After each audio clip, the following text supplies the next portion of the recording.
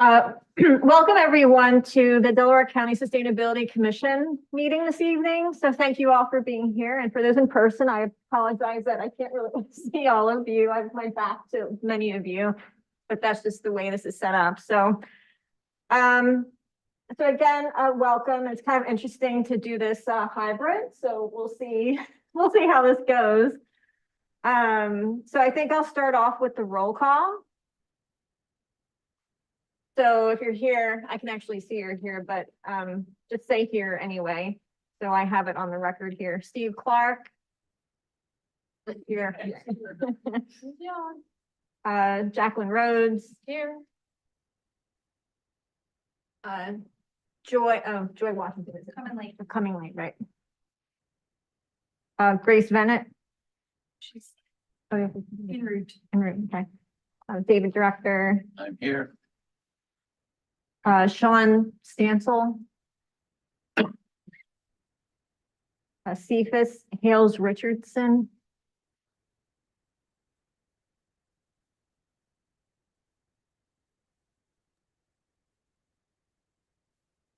Ed Orner. Here. Mark Manfrey. Here. Gina Burrett.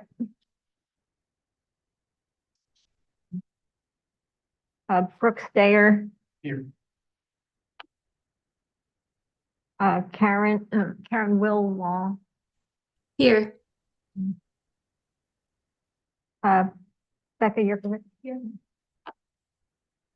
And Laura Goodrich Cairns. Okay. Let's see.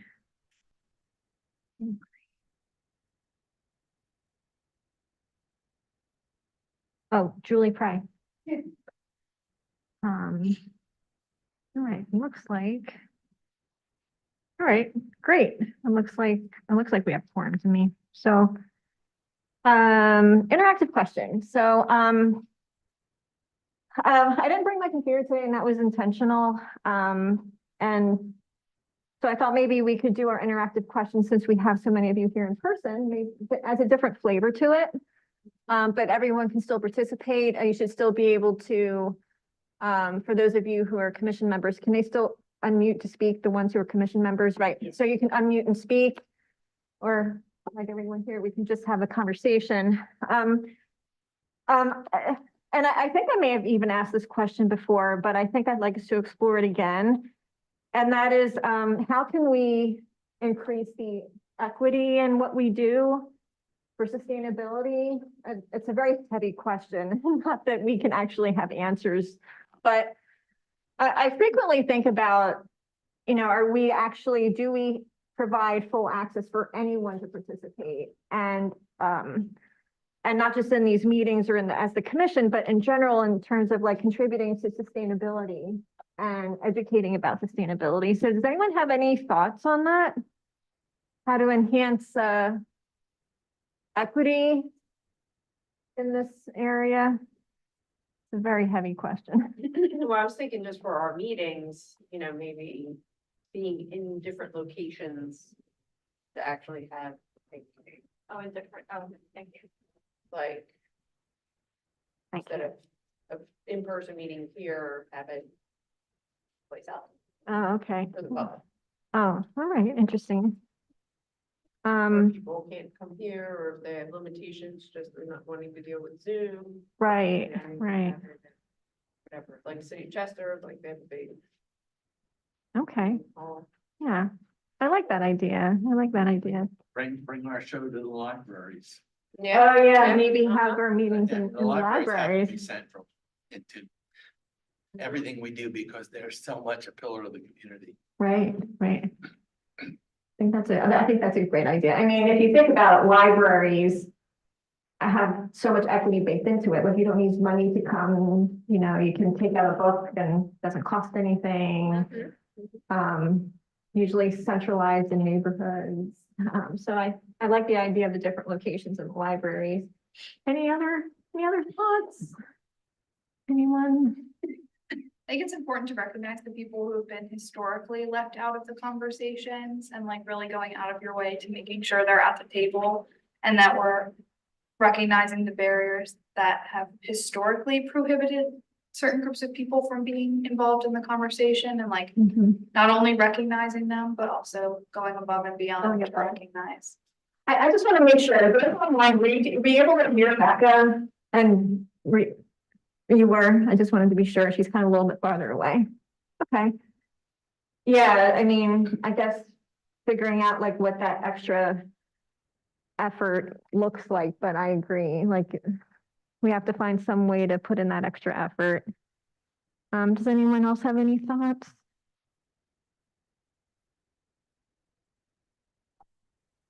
Okay, well, we're not going to have all answers today, but it was a very, very heavy question. Usually our interactive question is a little bit more, I'm going to say more fun, but not as deep. But even if we just acted on what we just talked about, it's going to make a big difference.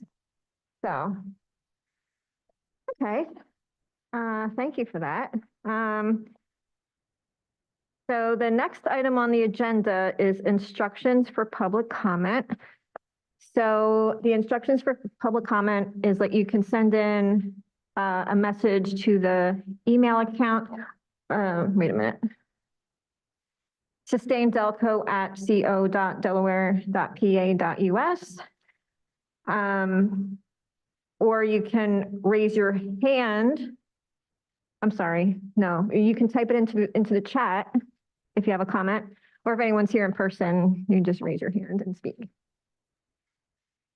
The next item on the agenda is review and approval of the meeting minutes. And so the meeting minutes were sent out. So would anyone like to make a motion to approve the meeting minutes? Actually, I had a question about Sure. the meeting. Sure. I remember this happening, and the minutes are not inaccurate as they're written, but in the beginning of the meeting, we had a quorum and we made sure we did so that we could pass the necessary things. Yes. And at the end of the meeting, we no longer had a quorum, so we did not have a motion to adjourn. Correct. And I'm wondering whether we were supposed to have had. Oh, no. Since at one time there was a quorum and therefore the meeting was legitimate, having once had a quorum. Anyway, it's a point of order and. Yeah, we intentionally had quorum in the beginning because we wanted to make sure that we could pass the various things that we needed to pass early on. And many people told me that they couldn't stay until the end. And I said, please come anyway, because we do need a quorum to pass a lot of the things that we need to pass. But so at the end, when we didn't have it, it didn't make sense for for anyone to make a motion because we didn't have quorum anyway. And so that's something that we need to be thinking about is we should brainstorm, probably not today, but think about how we can encourage the members of the commission to stay for the whole meeting. Now, it could be maybe the meetings are too long. Maybe 2 hours is just a little bit too long for people. So we all have to give that a little bit more thought. So that's why that occurred. And I think, we can't make a motion to adjourn a meeting if we don't have quorum to even do it. So that's why I was like, oh, okay, well, no one makes a motion because we don't have quorum. Yeah, so does anyone disagree with that or? Robert's Rules of Order, yeah, so I don't think there was anything else that we could have done, so. Oh, yeah, thank you. Is there a second? Okay, all in favor, say aye. Any opposed? Any abstain? Okay, so moved. Our meeting minutes are approved. The next item on the agenda is Sustainability Conference Awards. So we had a lot of different award categories, and the awards themselves are going to be presented at the Sustainability Conference. We had the Decarbonization Leadership Award, the Sustainable Organization of the Year Award, Sustainability Hero Award, Sustainable Project of the Year Award, and Sustainability Rising Star. So I want to thank all of the people that were on the awards committee itself. Let's see. We received, am I permitted to say how many in each category that okay. We received 6 Sustainability Hero Award nominations, 5 Sustainable Organization nominations, 4 Decarbonization Leadership Award nominations, 4 Sustainable Project Award nominations, and 1 Rising Star. And let's see. I wanted to thank everyone that was on the committee. If I can get a list of all the people. Am I permitted to thank them by name? Okay. Yeah, I'd like to thank Steve Clark, Amanda Hagan, Lloyd Baston, and Bria Sandry, and Jacob Herbold. So thank you for being on the awards committee. So Becca had like a great matrix that we all had to complete anyway. So we do have those awards, but we're not going to announce them. They'll be announced at the conference. We don't say them here, right? Want to let this. Okay. All right. So I know. See, At your discretion. I guess it would be a nice surprise if people found out at the conference instead of here. So is that okay with everyone? We'll just, yeah, this will be recorded and this will be like our announcement. And I think we should have more celebration when we announce them. So, but we do have an awardee for each of those. And I just want to thank the committee for all of their hard work. And thank you, Becca, for being such a great leader and shepherding us in the right direction with it. Let's see. So the next item on the agenda, pardon me, I gotta find my spot again. Okay. Well, now next is public comment. Is there any public comment from anyone? Okay. All right. The next item on the agenda is information sharing and discussion of the 10-year municipal solid waste plan. Barbara. Everyone, I've got to turn my chair around so I can see people. Good evening, I'm Barbara O'Malley. I'm the Executive Director for Delaware County. I started here in January, and I did give a bit of this talk at the last meeting, but I know there was some questions and follow-up. It kind of came up impromptu as a non-agenda item, so just wanted to give a bit of a fuller discussion. As I mentioned, I started in January, and for those of you who have been part of the commission, you know, we had been working at that point for some time on our compliance with our DEP requirement for the Act 101 plan. And the county had embarked on a very ambitious plan to work with a consultant to look at a real zero waste funded, grounded program to achieve that goal and to submit to DEP for our compliance with the Act 101. As those, I'm sure you know better than I do, I am relatively new to this area in terms of sustainability and the solid waste authority. The county I came from, Montgomery County, didn't have its own solid waste authority associated with the county. So, you know, did a lot of things getting up to speed, met with Brooks, talked with Brooks, understanding that their organization is the one that really has to implement in partnership with us through a delegation agreement, the actual plan to achieve compliance with the Act 101. And really understanding that from the DEP perspective, their look is the 10-year plan. What is your estimated waste? What do you estimate in doing those figures on what do you plan to be producing within the next 10 years? And how do you plan to handle that? How do you plan to dispose on that? And then that is the measure that the DEP is looking for to see, are you in compliance, that you have enough capacity and a solid plan that you're going to be able to implement that will reach those goals, so we can make sure that you're taking care of yourself. So again, I may very well be speaking to experts here much better than I, but I'll tell you that is, of course, where I'm coming from in terms of this more of a regulatory type of plan that has to be put into place. Again, the county embarked on a very public process to say we can achieve this through other means, not just building excess capacity and still doing things the way we do, but how can we really change behaviors and do things a little bit differently, and looking at that as the backdrop for creating this plan. A lot of work was done that was greatly appreciated. This plan had been close to, in a final draft format or a relatively good draft format, be reviewed by the Solid Waste Authority, reviewed by DEP, because we knew it was somewhat of a unique approach for them. When I came, this was kind of in flux, in terms of, is this a plan that we can, there were edits involved, is this a plan that we can submit that would be accepted? Is it something that the county and the Solid Waste Authority can implement? Realistically, because this is something that obviously will be on record as how this county is going to approach its solid waste. At that point, I was, a lot of people, there were questions about, is this something we could realistically do? I had had a meeting with DEP, and I absolutely do not want to speak for DEP. I know there were questions, could we get someone from DEP here? I just want to share that for my interest, again, for my education, I wanted to understand what their expectation was if this was a plan as it was drafted, that they were able to, again, it's their responsibility to monitor. And through discussion with them, and there were, again, some concerns, not concerns, but there were some comments about the plan itself.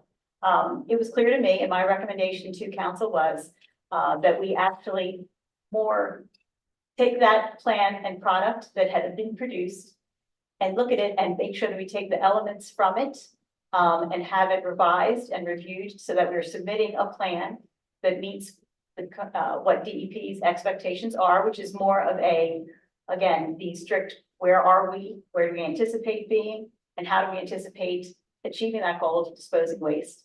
And that we take the elements that this group and the community responded to in terms of how can we do better and really achieve zero waste? And take that out of a compliance document, regulatory compliance document, and create a document and adopt that as something that the council, I won't speak for council, of course, but the council would be presented and say, this is something that the county is committed to. I will just read a little bit. I don't want to read the plan to you. I don't know who's seen what draft at any point, but I'm sure everyone was heavily involved. Part of the challenge was there's a lot of things that would have in this plan that would have to be achieved for us to meet compliance, to meet our goals in the way that it is structured. And we wanted to make sure we were not saying to the state, these things will be happening. This is how we're going to do this if we won't necessarily meet those goals.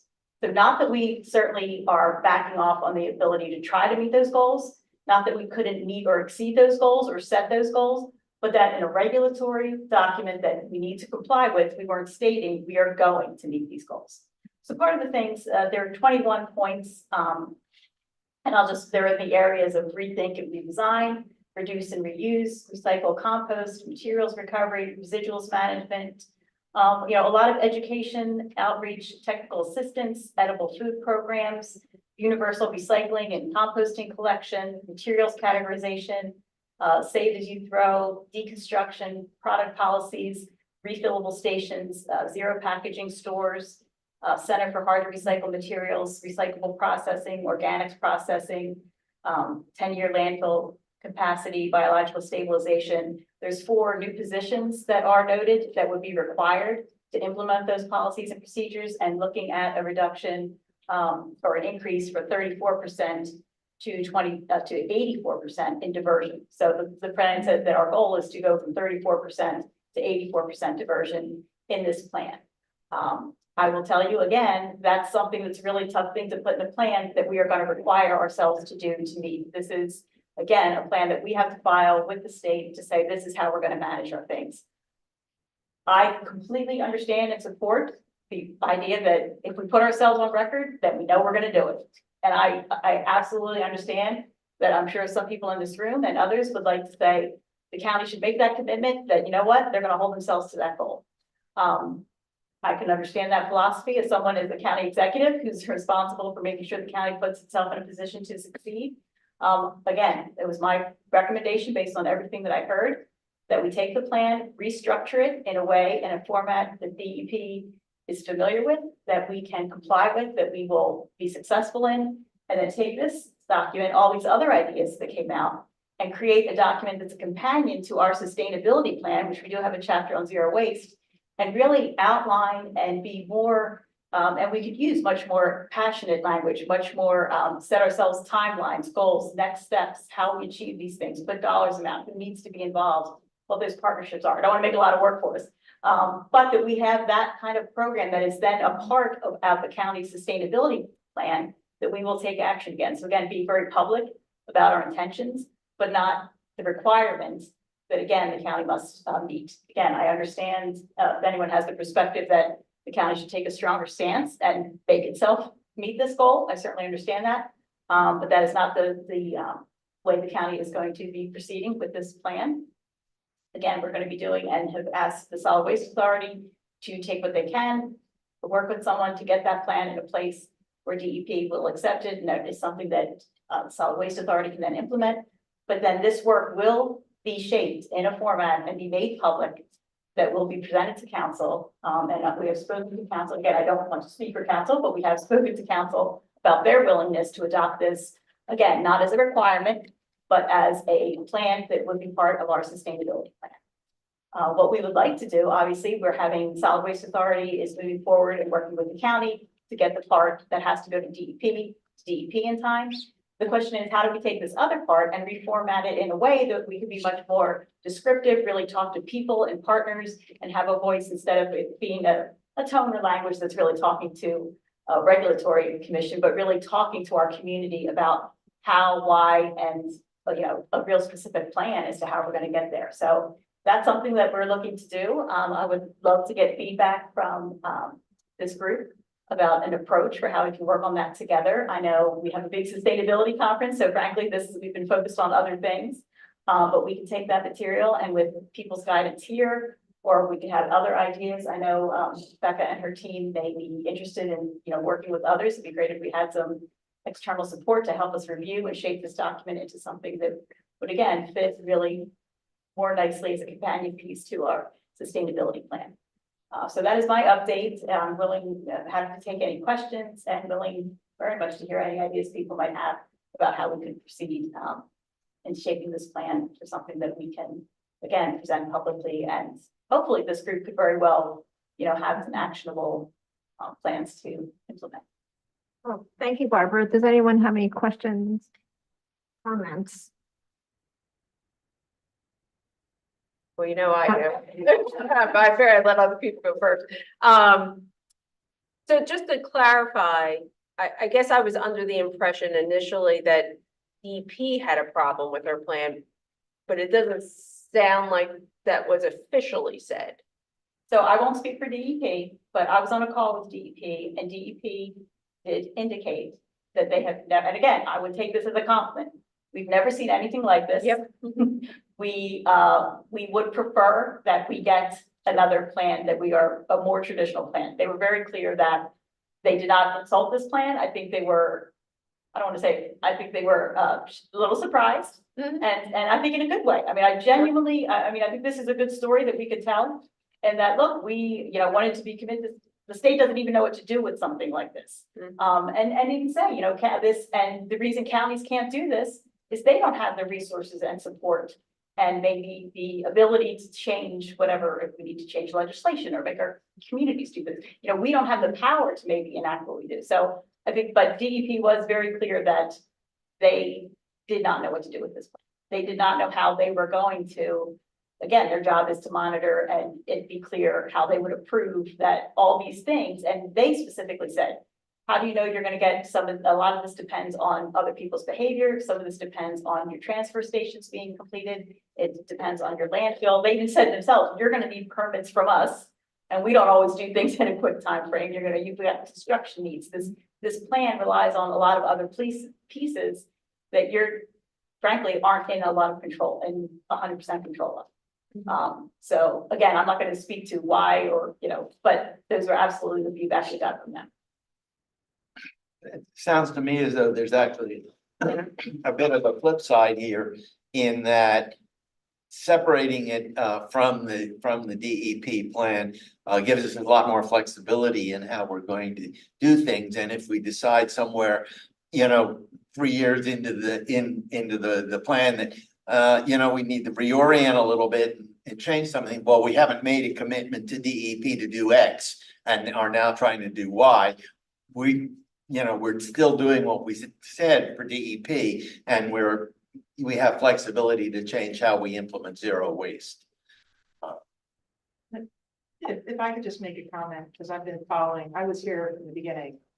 And when we first took this on, the Solid Waste Authority, we've done it the previous 2 times under the delegation agreement with the county, wasn't in a position to do it. They lost the one person who'd done it. They were perilously close to bankruptcy. Their leadership was elderly, ill, and to say unengaged is putting it mildly. The board did not have a good grasp of what was going on. That changed very precipitously, in part because of the people we were able to get on the board who started asking questions, and very quickly, one member resigned, the board turned over, we got different people in there, and while we didn't straighten things out right away, we were able to get some good management in. And so 3 years on from that, actually, it's more like almost 4 years on from that. We have, Brooks is here.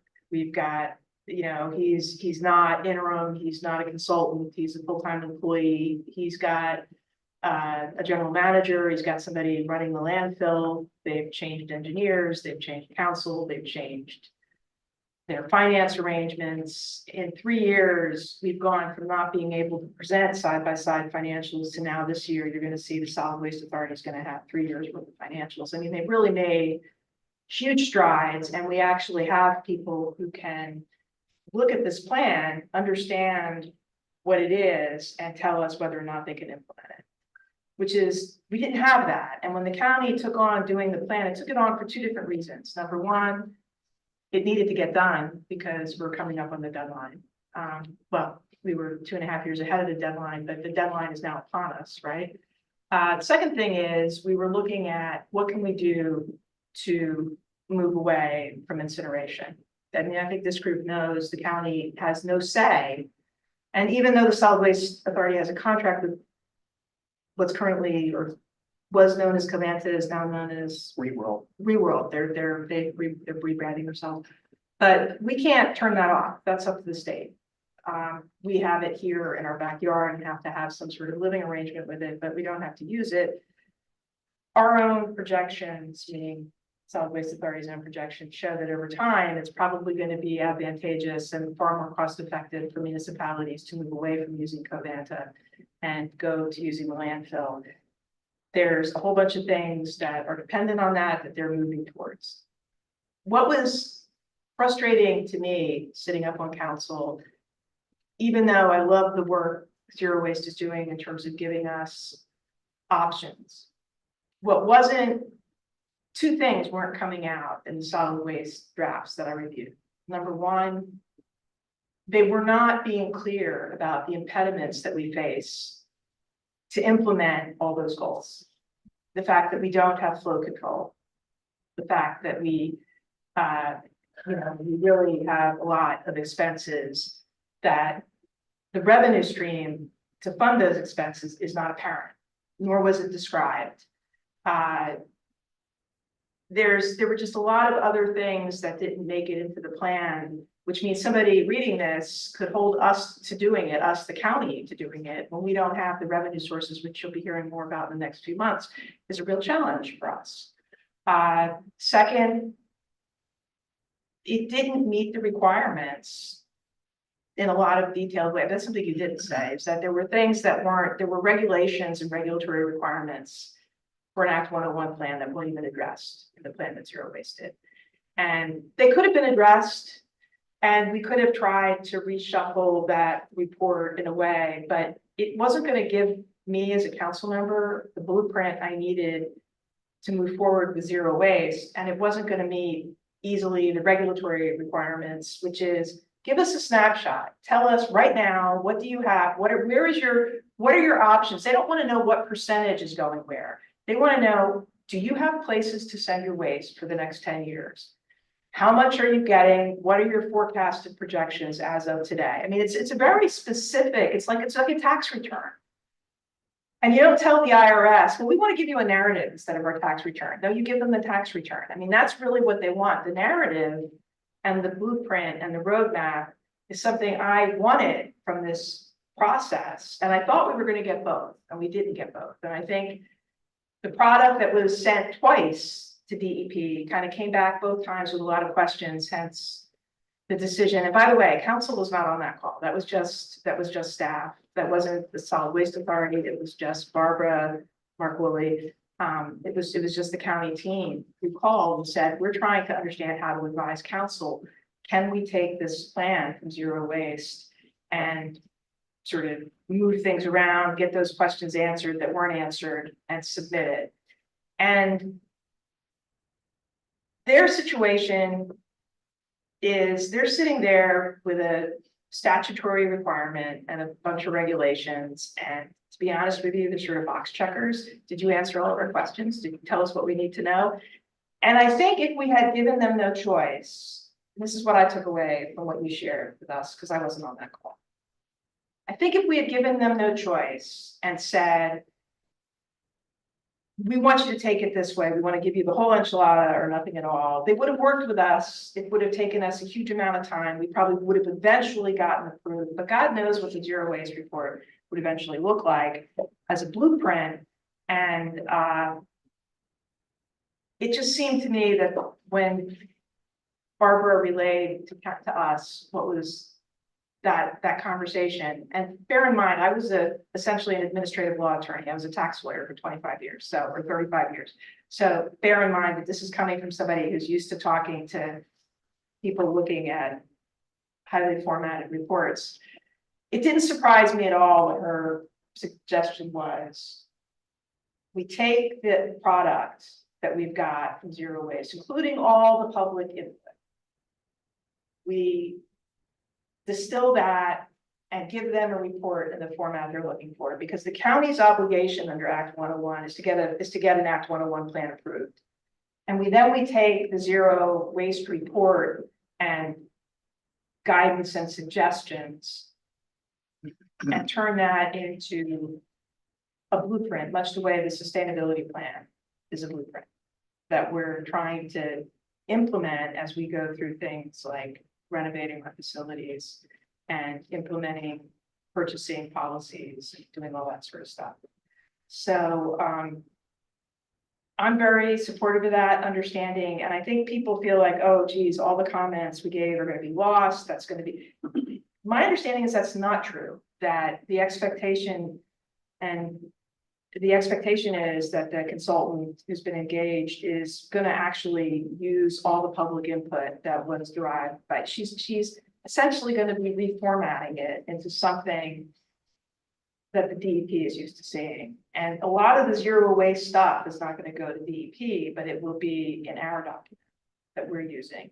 And it's partly not going to go to DEP because, I don't know, did you guys ever see The Fugitive? The movie The Fugitive? Well, there's a scene where Harrison Ford is standing there, you know, with a gun on Tommy Lee Jones, and he says, I didn't kill my wife. And Tommy Lee Jones says, I don't care. You know, I was getting the same impression from the DEP.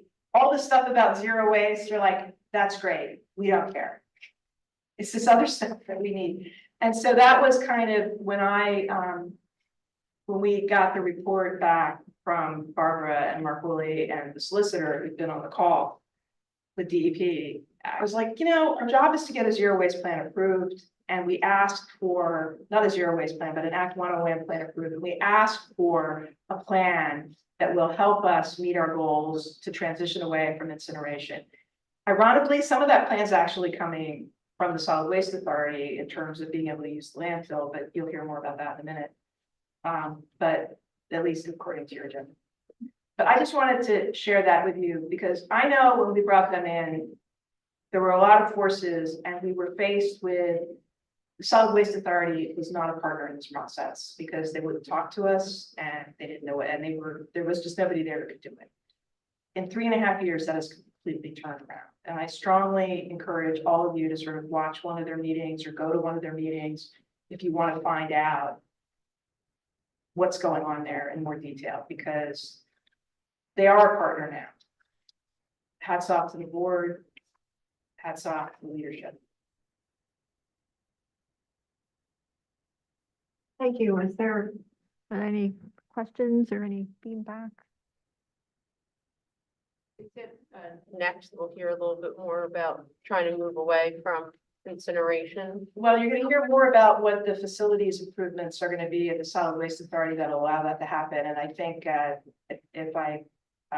we got a little foretaste of it yesterday at the work session of the solid waste authority. I'm, as a liaison for council, I go to their board meetings. I'm not a voting member or anything, but I do go. So, but Brooks is the real skinny. He's gonna give an update. after. That's important. Anyone online have anything you want to ask or anything? No?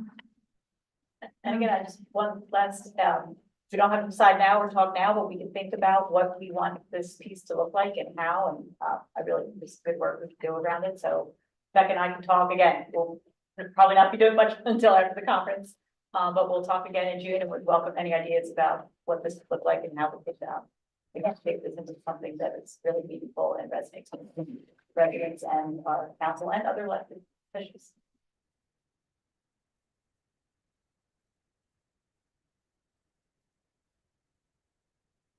Thank you.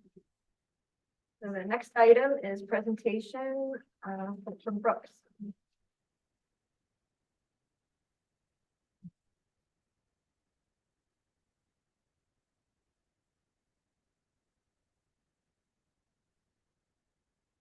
Well, thanks for allowing me to speak to you all tonight. I think Barbara and Christine stole a lot of my thunder, but that's all right.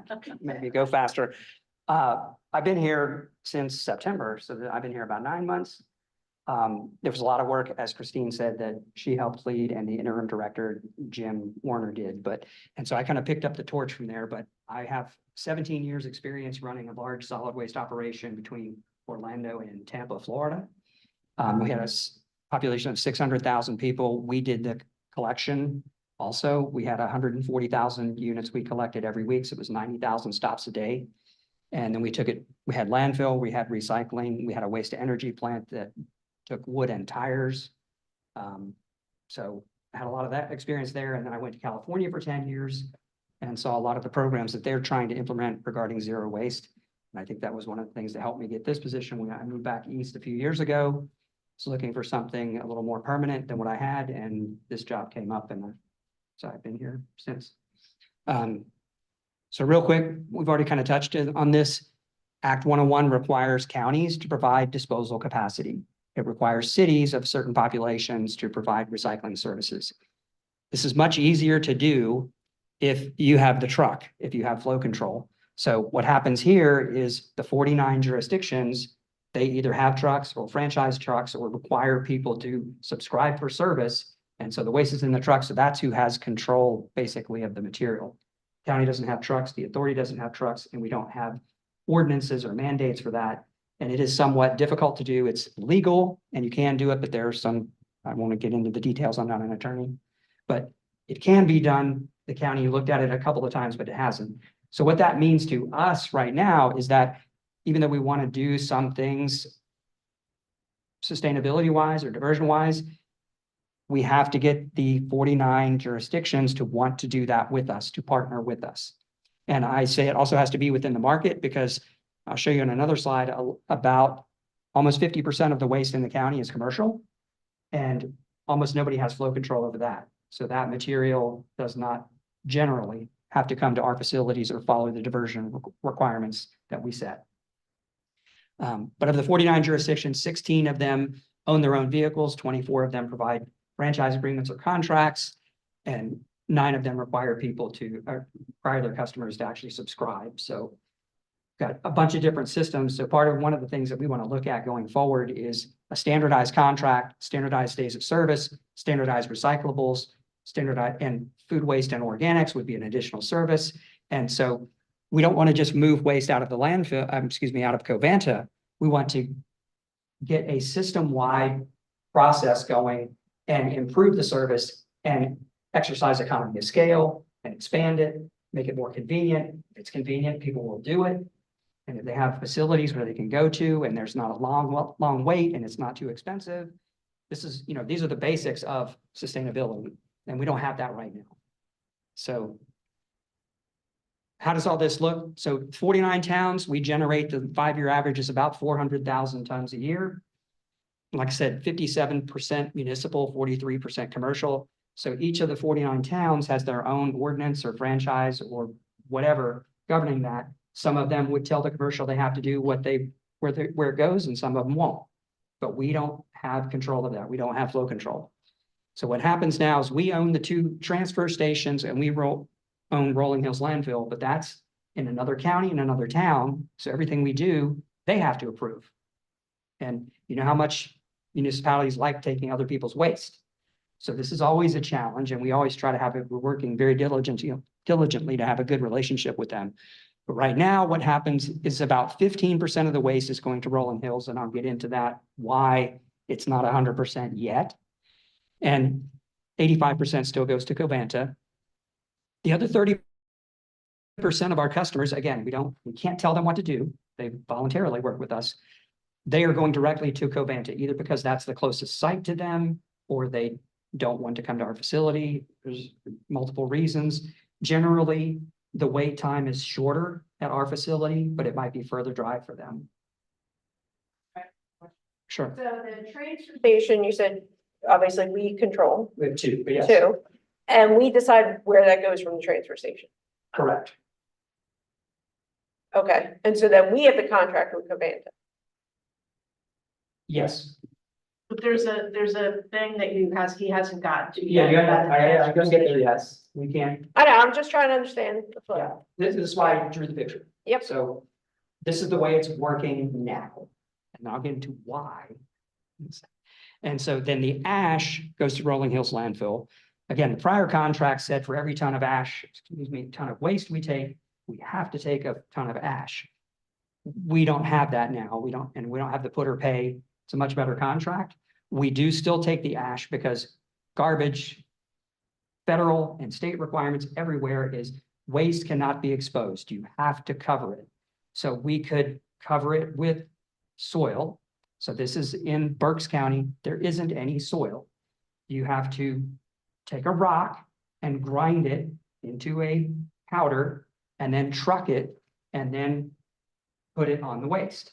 Or you could take the ash that already exists and you could pay $12, you pay $12 a ton for that, pulverizing that rock and take it to the landfill. Or we can get paid almost $30 a ton for the ash and cover the same waste. So it's a financial decision, but there's some huge benefit to just taking the amount that we need to cover the waste, because you have to cover it either way. The recyclables is all independent. So all 49 towns, if they're required to, there's 9 that don't, so 40 of them do, and they are having their hauler take it to a MRF that's outside this county. And then it's kind of, to be haphazard. We don't even know exactly what everybody's doing, and most of them are not doing organics. So what we would like it to look like, as you couldn't tell, but that citizens convenience centers are no longer transfer stations. These are much better, nicer facilities. That was supposed to be a gleaming gold building, but I don't have that color. So anyway, we want those 70% of customers to come to the transfer station, or now the citizens convenience center, and 100% goes to Rolling Hills landfill. And then we would like to develop standard contracts that people can piggyback on, and they would haul to our transfer stations, which would be a savings for them because they don't have to truck it as far. And then we do an RFP for recycling services and for organics, not just single stream recyclables, and get that going. And that's in partnership with the sustainability office, because they applied for the food waste or food composting grant, $5.7 million. That would be at one of our new facilities. Yes, sir. Yeah, I had a question about the RFP for the processing. That implies that you have one company that's doing the processing for the entire county.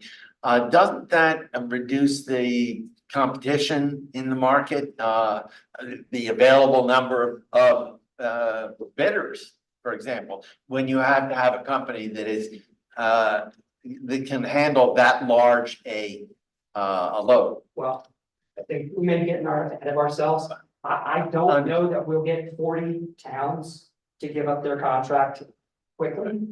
I think if we could get 5. And then we would. That would be a good start. See how it goes. And Yes. Yeah, okay. So, I think that fair could enough. flow control, if we can't force them to go through Yeah, this Right, process. right. right. Yeah, the flow control, there's like been numerous court cases and the requirements, part of the reason. Way back before I was on council, you know, when it was I call them the prior regimes, they actually had flow control. And then in response to a court case, they got rid of it. And then in response to another court case, they brought it back and then they got rid of it again because they were threatened with more litigation. So flow control is a really difficult thing. And if you don't control every step along the way, from picking up the trash, to owning where it goes, if that's not municipal all the way through, you can't, under Pennsylvania law, you can't really do it. And since the county doesn't control, it's the municipalities in Delaware County who who decide how the waste is collected, not the authority. Yeah.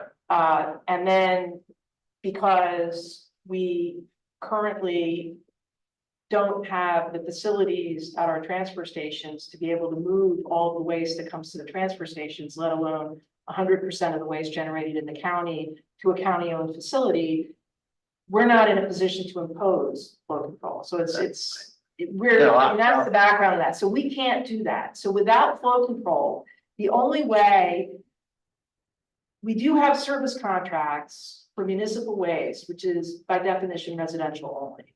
And right now, we've got service contracts with I use the word we, like somehow I'm the Solid Waste Authority. The Solid Waste Authority has service contracts right now with all 49 municipalities. We actually have 40. We don't have. We don't, okay, so we got 42, I got 2 more. Oh, you did? Okay. Okay, well, so we don't even have all of those contracts, but that's part of the reason why flow control is not possible. We can't really tell people where to go. There's issues about, we could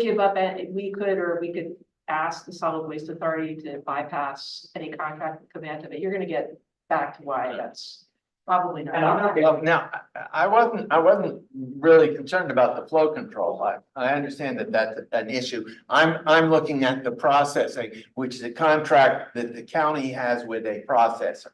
And Oh, for the, right, and what I'm suggesting is that, you know, we ran, as you well know, Christine, we ran into a problem in Nether Providence trying to get single hauler trash because there were many haulers that did business. And one of the haulers, who happened to live in the township, was a very small company, much too small to handle the whole, as I understand it, to handle the whole township's waste. So the result is that Nether Providence still has, and everybody has to contract with a hauler on their own policy. And I'm saying that the size of the contractors will matter. And so when the county has a contract with a recycling processor, that's a bigger contract than the contract that media has with the recycling processor or any of the other municipalities. And so I'm saying that you're ultimately, as you get more municipalities signed on to this kind of situation, you're going to be restricted in who you can deal with. You know, you're gonna have only basically the waste management or My opinion of only being here 9 months is we're in a geographic region with 6 million people. Yeah. And it's a mature market. There are many players. that can handle all our load. I think you could take our little 600,000 and we could get a good deal and everybody could piggyback on it. Now, the local politics of these 49 towns, but I like my hauler. They live in my town. I want them to get the contract. That's gonna be the rub. So. He's really got Delaware County. right away. So what we propose to do, those 30% that go to Covanta directly, and now it's Free World, they just rebranded a couple weeks ago, but I didn't bother to change all the slides. We're hoping that with these nicer, newer facilities, and we already have a shorter wait time, but we can offer more services. And so a percentage, and I don't know what, will come directly to our facilities. And again, even less waste going to Covanta. Now there's still we still got to cover the waste. So we've been telling our board that we would still rather save 30-something dollars a ton and take that ash than have all the impacts of crushing rock and moving it and paying for it. So that's what we've talked about so far. So great, let's do this. But the first problem is we can't, even if the transfer stations were ready, just taking the waste up there, the landfill's not ready. So it's 600 acres, but only about a third of it, 170 acres, is actually landfill footprint, which we can actually build capacity. And the problem here is that we only have 1 year of capacity actually built. So we have to build another phase. So we could build that very quickly and in about a year, and we could take all the waste from the transfer stations in about a year. The problem is that would be the short course, and we would do a quick permitting job, a minor permit modification, and the landfill will fill up in 8 to 10 years. If we take our time and do a major permit modification, we can do an MSC berm, and I'll get into that in a second, and that will make the landfill go to 15 to 18 years. So we have to postpone Covanta a little bit so we can do this major permit modification, do the larger MSC wall, and then make the landfill last much longer. So the landfill up in Berks County is on this side slope. It's on the side of a mountain, and it's concave surface. And so this little berm here, which is not very big, this is maybe 50, 60 feet high. And so that little triangle is a wedge that we're going to build all the way down the slope following this road. And all this infrastructure has to move, and all that requires permits, and DEP doesn't do things quickly. And they were very thorough. So we have to permit all these moves, all the stormwater, all the leachate collection system, all the stormwater system, everything had to be redesigned and moved. And this takes a long time. So I put these little triangles here to show you. So that's the edge of this berm that will go snaking along the bottom of the hill. And so as it comes around, it will steepen and get narrower. And so you got that idea that that berm there is going to move all the way down the slope. So this little circle here represents that little triangle that starts up there, but it gets very big, and it's called a mechanically stabilized earth berm. So we put soil in, but this wall here essentially has to be built layer by layer, and it's very technical. It'll be very expensive, but this is what makes the landfill last 15 to 18 years. So this is the long game. So that's why we're not just rushing to build phase 1 and then we're done with the landfill in 7 or 8 years. No, we're going to re-permit it and make it last 15 to 18 years. And so we're working on phase 2 right now. We just did the contract. The board just approved the construction. It was $20 million. The total project is 39 with engineering and soil and stormwater and leachate collection systems. I won't get into the whole detail. It's almost a $40 million project. And so then we will do 3 and 4 with this large wall that will be going around the site. So this is what it looks like. This is Lancaster County, just a couple counties over. And so that's the really steep wall. And I put the triangle there to let you know it's kind of pushed in, but maybe that helps you understand it or not. So that's the MSE wall that has to be built. That's why we can't just rush everything up to the landfill and stop going to Covanta. The other thing is this little insert here is our county. And so we have one facility at Broomall. We have one facility in Chester Township. And then we're taking ash to Covanta.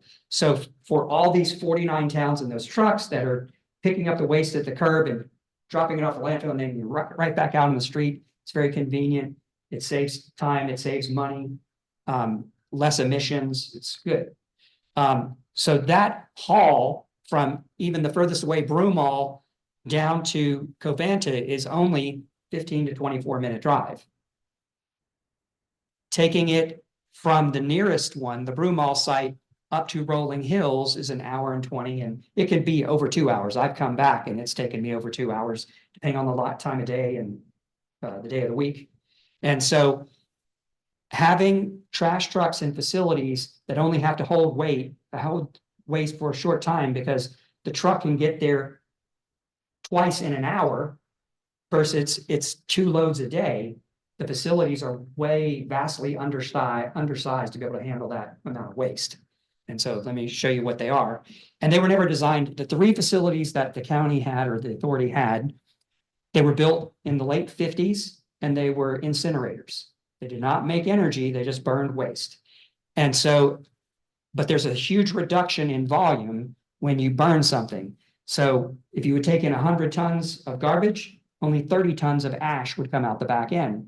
So you take in 100 tons and if 100 truckloads came in, only 30 loads had to go out. So it's very as efficient as far as that goes. But they're not transfer stations. Now that we shut down, they're not burners. They're not burning any waste. 100 truckloads comes in, 100 loads has to sit there until 100 loads go out, not 30. So they're vastly undersized for what we're using them for. And the middle one, which is in Fallcrofts, caught fire in 1974 and they never rebuilt it. So 3 facilities could handle all the county's waste, and we've been operating 2 for 50 years and they're undersized to begin with. So they're not ready to handle the waste. And so this is a aerial of the Chester Township plant.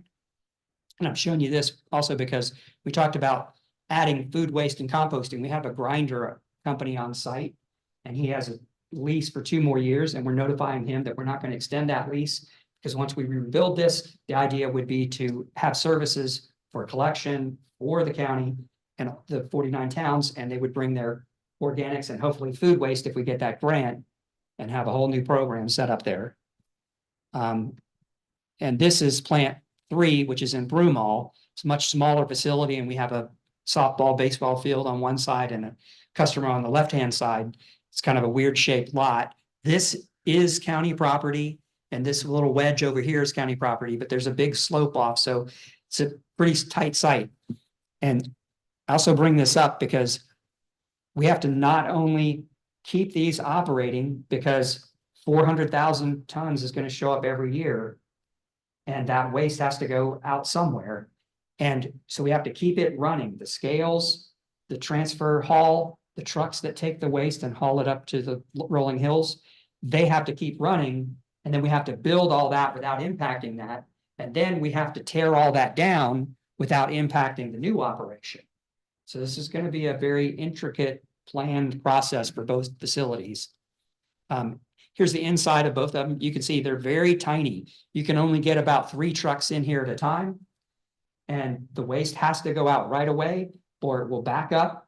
And then the waste sits at the curb where the truck waits in line. It's waiting in line. It doesn't get picked up to the curb. Everybody gets phone calls. It's not good. So both these facilities undersized, poor condition, no diversion capability. The only positives about the sites is that the county already owns them. And the existing locations are pretty good, well placed for population centers. The majority of the collections that occur are close to both of them. And we can make them both have a lot more services and diversion capability. So these are 2 newer facilities. This is one in Lancaster on the left. This is one I worked at in Seattle.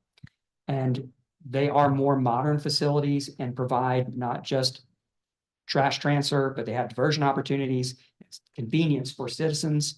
So I'll show you. So this is, you saw that this tiny floor with the low roof and very little room. And I know these pictures are not great, but just the loader takes up half the floor just to push the waste. So he has to move out of the way just for a truck to pull in. And this is what you should have. Plenty, it's safe. It allows a lot of capacity. If you have snow day or if the roads are shut down for any reason, you can put waste in here for a day and it doesn't sit at the people's houses and not get collected. It also has the capability, and we're planning this not with a wall like this, but having inside dumping or self-hauls. So if you had waste that you needed to take to the landfill, and you could drop it off there. But the big thing we're gonna do is the receiving hall has a hole in the floor, and that's where it dumps into a truck. And so we're planning to have right now, we just have one hole in each location. Again, everything got burned. What we propose for the new facility is multiple holes. One for food waste and organics, one for recycling, one for C&D, one for garbage.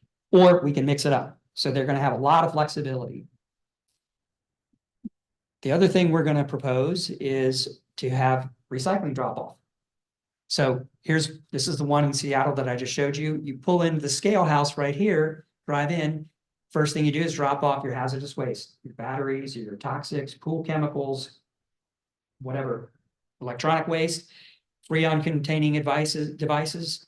Then you can drop off wood or construction debris. Then your organics goes in this slot.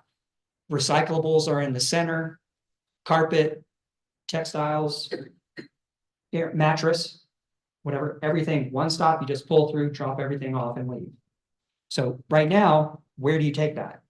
I don't know of any place you can take any of these things in Delco. You have to go outside the county just to get this stuff. And we're proposing both locations have all this. And this is a pretty fancy experience. This was $100 million facility. We're proposing 25 million for each. This was a 97 million in Seattle. And that was built 7 or 8 years ago. So it'd even be more than that now, but it had indoor recycling and everything. And it was very fancy. This is their household hazardous waste. And again, we propose permanent full-time household hazardous waste facility, open 6 days a week. You don't have to wait to twice a year to wait in line for hours and schedule an appointment. Just show up. Don't even get out of your car. You pop the trunk, we take it for you, and you drive out. And we mentioned organics and food waste composting. So this is one of the sites I ran in California. And so that we have 6 or 7 acres that we can do this on. We may outsource this. We may operate it in-house. Again, that's something we present the business case to our board, but we want to have this service. So here's preliminary designs for each station. This is Chester Township. So again, this is the existing old burner facility.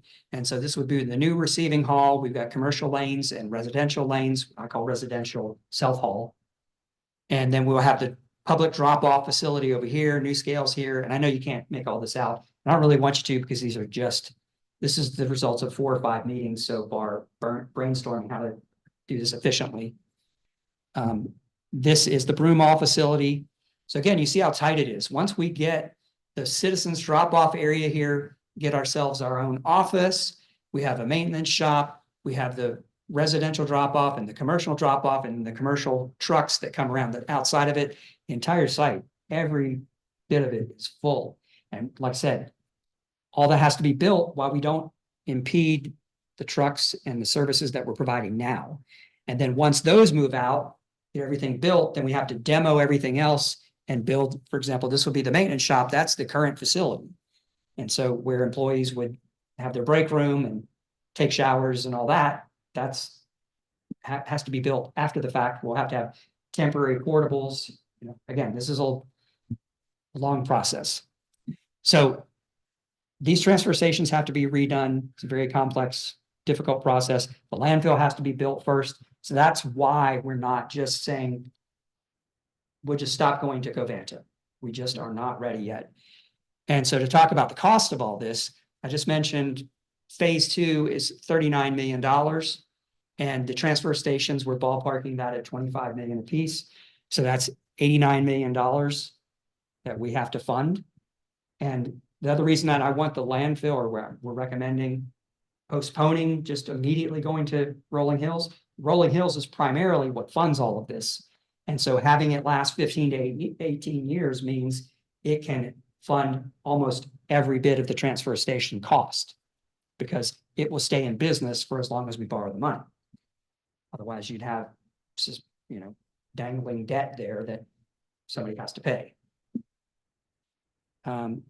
Last thing I want to mention is the gas energy project. So as waste decomposes in an anaerobic environment, it becomes methane, bad gas. State or federal government, EPA requires that you at least destruct it. And so what everybody does is they burn it. And so you have a well in the ground and a pipe that brings it to blowers that create a vacuum, and then it goes to a flare and it runs 24/7. You can't see it. Methane is colorless, tasteless, odorless. You only see it at night. So, but it's burning and you're wasting that electricity, that heat. And so we're proposing to put in 3 of these big generators. They're designed to run off methane. And so it not only recovers that and recycles that energy, but the authority can make about $500,000 a year profit from that.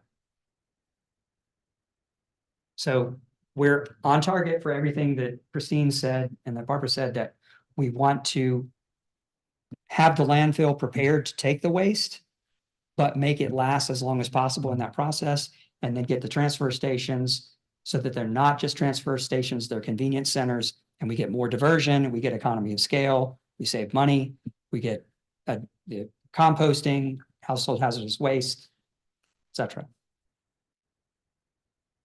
So that's it. Sorry, did I take too long?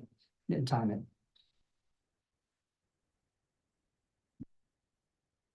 Does anyone have any Questions, questions, comments? or- Did I miss anything, Christine? She is a very active participant. It really is an asset to have as the liaison. I have a question. Yes, I feel like grade school again. I was always the one that asked questions. For your cost estimates, that include composting? That area that you marked out? That you're saying you're not going to continue the contract with the person that's using, we don't have a cost for that yet. okay, We already own the property, and putting in a compost system, it's not very expensive depending on how low tech it is. mhm, You need a loader and a windrow turner, and Yep. you can even turn them with the loader. Yep. You buy one machine and do it all, it's a little more labor intensive. But our hope is that we get, go ahead. That's what the CPERG grant is that I've been talking about for a while. We did 4 applications, 2 for LED replacement, 1 for EV, and the last for compost. That grant, which is like 5.7 million, which we should hear about in October, would fund all of the site development and equipment, all the startup costs for the composting on their site. So then it would, the only real potential they would be absorbing is any startup, I guess, operation, but then it'll become cost solvent. Oh, yeah, you would just not have any capital replacement cost. Right. You just have a capital payment cost, you just have a replacement cost, so it would be very inexpensive. Yeah, so that I won't say cheap, but it won't be it would be cheaper than disposing of it. So it would essentially not add anything to their capital costs for the transfer stations.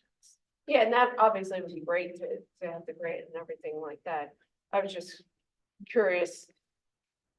If that doesn't happen, would there still be a plan to try to build that in, considering it's Yes, a the smaller first thing we would do is we would internalize that operation. So if we had to have 2 people running equipment, we had to buy the machines and pay for the fuel, process this material, then we would look for markets. How much can we expect on the back end? And so then we would go to the 49 jurisdictions and we'd say, okay, for $40 a ton, we can recycle all of your organics. And then for $45 a ton, we can do food waste. So will you help us get it here? Or we could get a fleet of trucks. We could talk to the board and say, hey, we could buy a fleet of trucks. We can do service, people who subscribe, we can go pick those up. I mean, we just hired a GM who's done routing for 16 years for large companies in city of Denver and other large metropolitan areas. And so he's already told me I can build the whole model and we can just toss that out there and say, which towns would like us to provide service? And here's the cost. So I haven't told Christine all this yet. She hasn't heard any of this yet. I don't get a vote. That's true. She does have an opinion now and then. Hopefully now. So I'm very excited about the organics, because to me, that's such an easy thing. The hardest part of that is finding the end use.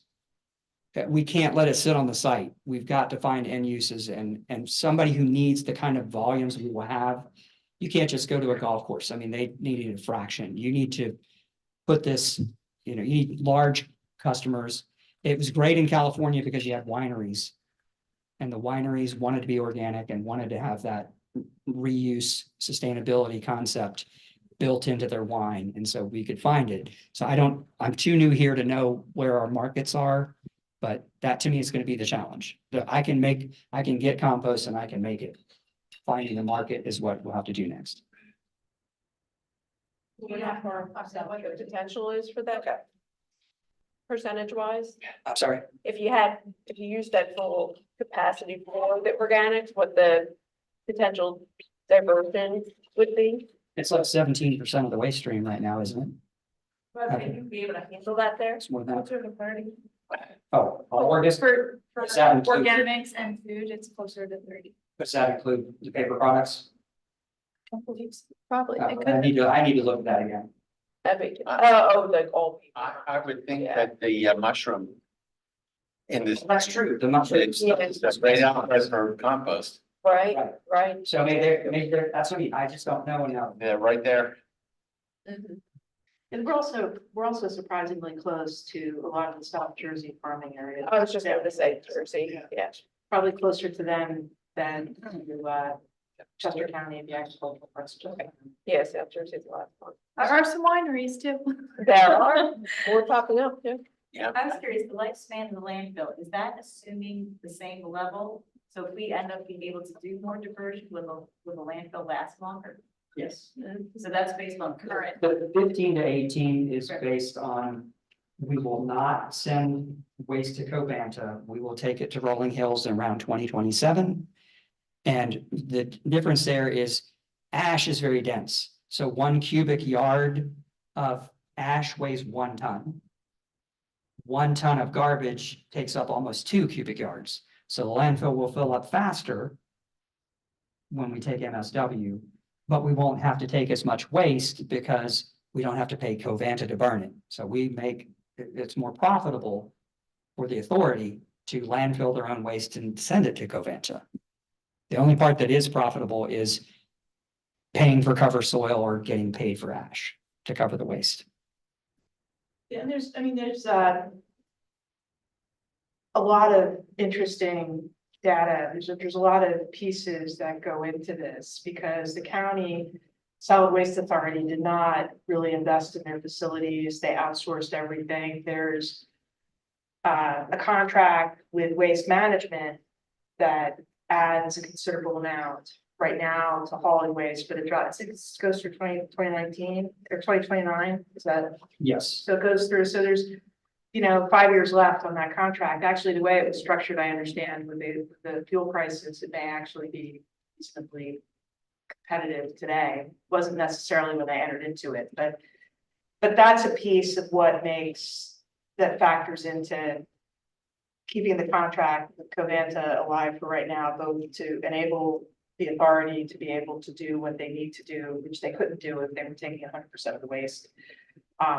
So for that time period, it's helpful.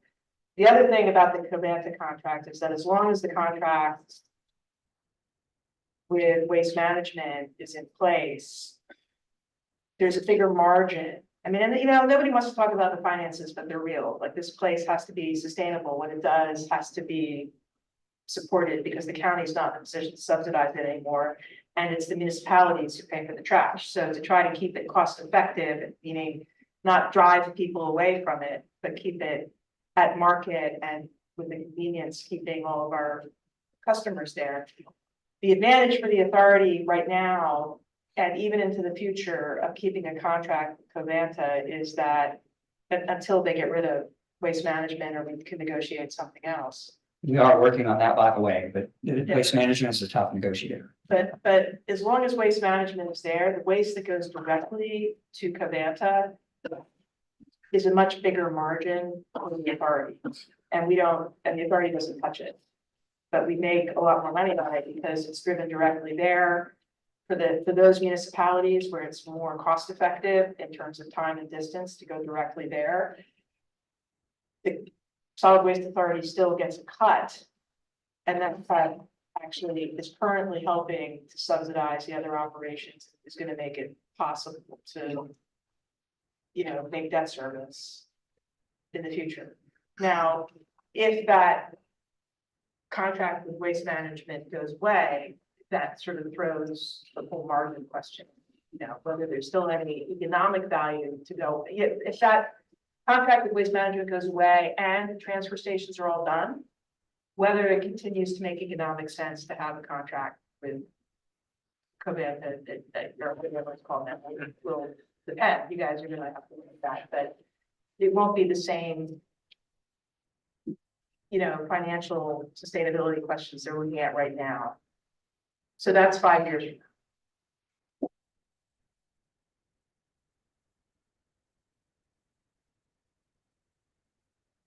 now. Are there any other comments or questions? Okay, thank you. That was very thorough. I appreciate all the detail on this. Let's see.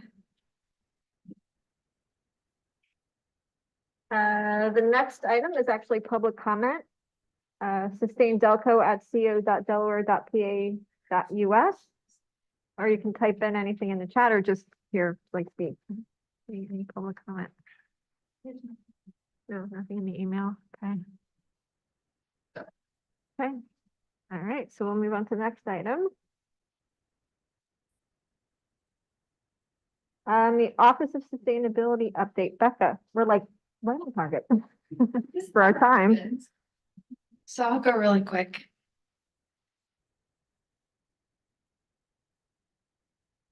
Not gonna give that away.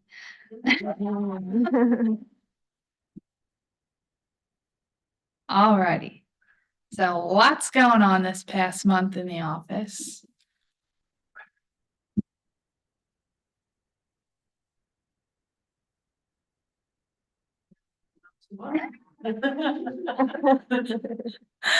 Alrighty, conference update. Sure, you guys are all getting sick of hearing about this conference. So we are 21 days out. Registration is full. We actually had to close over a month in advance. So we're shooting for 300.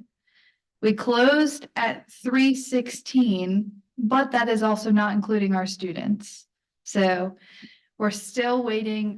Chester Upland is sending high school students for our student track, but they're still working on their internal systems to figure out how many students they're able to send.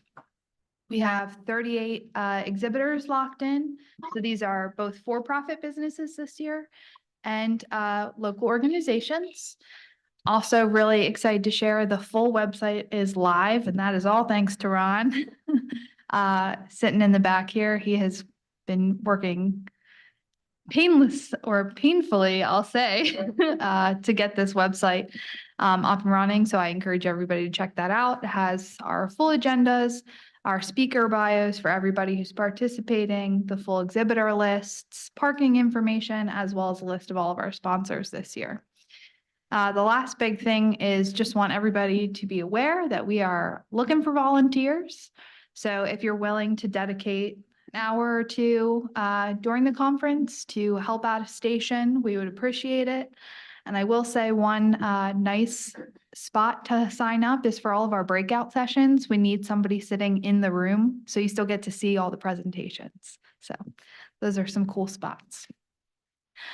Other things, we've had a lot of spring events going on. So we did a lot of speaking engagements. So in the top left, on April 21st, we did a Earth Day celebration at Maris Grove, which is a senior living facility down in Concord Township. They have a full Earth Day celebration. So we did a joint presentation with Planning Department on sustainability. On the 26th and 27th, we did campaign sign recycling again this year. On the 27th and 28th, we were at St. John's Church in Wallingford, which is the bottom two pictures. It was a really fun table. They wanted, essentially, I did this last year. I brought all the stuff from my house that replace single-use items. And it's funny, it looked like I was hosting a yard sale with all the just like stuff on the table. And then on May 2nd, we went to Radnor High School to talk to students about sustainability careers. So the other big thing we had since our last meeting was the Earth Day cleanup. We hosted this in Chester, William Penn Park, which is right near the municipal building, City Hall, not too far. We were able to get about 38 volunteers. We planted 12 native trees and collected over 20 bags of trash. And it's worth noting, this was all out of a park that's only about a half an acre to an acre large. So it made a tremendous impact. And it was also a lot of fun. Other things just wanted to update you on. So these are some projects we haven't touched base on in a while. So our tree canopy study is still ongoing. We're still working through the procurement and contracting. So we had received a local share account grant for this. However, the cost has gone up about $30,000 since we received the grant. So right now it's working to figure out how we're going to fill that gap in the procurement process. So right now what we're doing is we found some additional grant funding through our GIS department, but we're also looking to reduce the scope just minimally to try to get it down. For the regional benchmarking, I know I've talked to you guys about this before. This is with DVRPC. So they're looking to see how they can implement energy benchmarking. So this is like tracking commercial buildings, similar to Philadelphia's program. And they've picked 1 to 2 communities per Collier County to kind of test this out. And Radnor is Delaware County's pilot community. So right now what they're looking at is the legal structure and the ordinances that have to occur to be able to legally make that happen. We're also working with the Sustainable Energy Partnership. So this is also us and all of our neighboring counties. And I'm happy to share that we have contracted with an energy supplier. So what this project is, just a reminder, we're working with all of the neighboring counties to do an energy sub-account, which will allow us to have more flexibility in procuring renewable energy and more flexibility in pricing. And then the last thing that I have here is, I know many of you have asked about the Priority Climate Action Plan and the Comprehensive Climate Action Plans occurring for the region. So the Priority Climate Action Plan, the PCAP, was submitted by DVRPC, I believe, on April 1st. So that identified 8 priority actions for the entire region, which then informed what we were allowed to apply for the CPIRG grants. And now they have to go back and reevaluate all of that and pretty much give a full comprehensive approach to what we will be doing across the region. So a lot of that is pulling information from all of the sustainability plans the counties have made and really just laying it out in one regional strategy. So the only other thing I wanted to share is just putting it on your radar, some upcoming events. Our department is participating in some of these, but not all of these. So as Brooks noted, right now we have to rely on kind of household hazardous waste events rather than a collection. So there is one coming up on the 18th at Rose Tree County Park. Chester is also hosting a River Fest for lots of different environmental groups and community groups. That's on the 19th. We are participating in a Renewable Energy and Environmental Expo in Rose Tree Park in June. And we are also participating in something called Race for the Watershed. So Concord Township does this event to help the Newling Gristmill Mill raise money for watershed monitoring. And essentially what they do is you can buy a rubber duck and they release all of them into a section of the creek and race them down the creek. And then if your duck wins, you win a prize. But it's a cool fundraiser. And all of the people tabling are about watershed health. So cool event. And that's everything I had. Does anyone have any questions or comments for Becca? No? Okay. Well, thank you, Becca. Anyone online have any questions or comments? No? Okay. The next item on the agenda is to review the action items from the last meeting. So we already had the deadline for the conference awards. And the exhibitor registration is passed. Let's see, we already did have a discussion here about the solid waste. Becca did share the Earth Day and campaign sign recycling, and she just had a great update here. Let's see, discuss, another topic was, to discuss how to present anything regarding the commission to county council. I don't know if we wanted to say anything more about that here right now, but, I think I still just have to talk to, I know in our last meeting, it was questioned of what's the most appropriate method for the commission to provide its like reviews or recommendations to council, so that's still up for debate. I guess what I would suggest is that somebody on behalf of the council send an email to the chair. You could copy the rest of council and copy Barbara, but I might also ask if there was a time to, if you said, the reason I suggest sending it to the chair is asking for to be on the agenda, to have somebody from the commission, preferably commission members rather than staff, present at council meeting. okay. What do y'all think? Sound good? Yeah, okay. Okay. Another item from our last meeting is to look into expanded community engagement opportunities for sustainability commission meetings. I think Becca, oh, sorry. Becca, did you want to provide an update on that? I know we talked about it, unless you want me to talk about it. Sure. So I know some of the things like we had talked about, and this goes to the conversation earlier too, is just looking how we can get further involvement. So I know in our last meeting in particular, we had asked about getting it kind of back to where we were with having members of the public seen and heard. But in speaking with our higher administration as well as our AV policies, recognize we can't really go back to cameras on for everybody. So the one option we do have going forward for members of the public that's kind of a compromise is that if they raise their hand or say in the chat that they have comment, we'll be able to give them the ability to be heard so they can speak their comments and have that dialogue that way. And then once their questions or concerns are answered, we can then swap them back off. And that way it avoids any issues with things unsavory on the screen, but still allow people to be able to like be heard or spoken.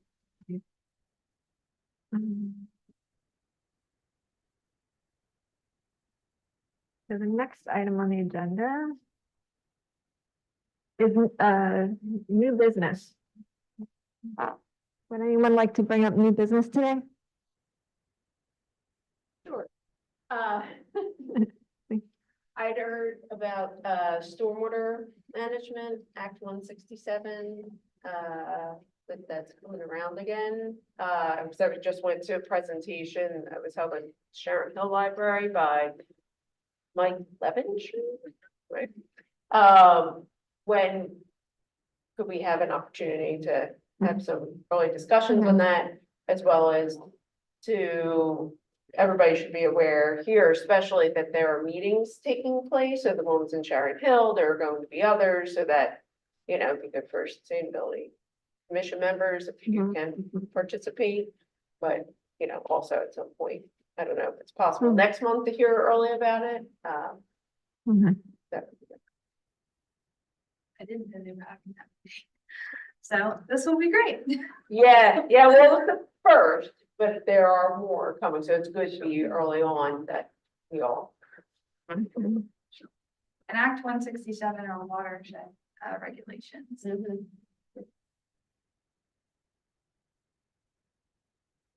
I guess the other thing is if we still have quorum, I know we would have to check, but would we be able to? So after the bylaw amendment from last month, we approved that each of the county departments may elect an alternate. So they will serve as the voting member if the county staff can't. So I know for parks, that will be Anne. Our other departments will have to check back of who that would be, but if we still have quorum, I would like, as a new member, to put it before the board to formally vote Anne as the alternate. Yeah. I'll second the motion. We just gotta check for quorum first. Yeah, let's see, the people from this Delaware County. Oh, Brooks left, right? Brooks left. So that's Karen. Karen is, oh, good, Karen's still here. Oh, yeah, Karen, okay. Karen, And Becca, Ed. And Mark isn't here, but Anne's not already, not yet. It doesn't look like we do, does it? so that'll have to be next time then, but I would like that as an action, to put it on the agenda. Yep. Let's see. I tried, Anne. Okay, any other new business that anyone wanted to bring up? No. Okay. We'll put that first. Yeah, anything that we need to vote on, make sure we do it in the beginning. Set action items for the next meeting.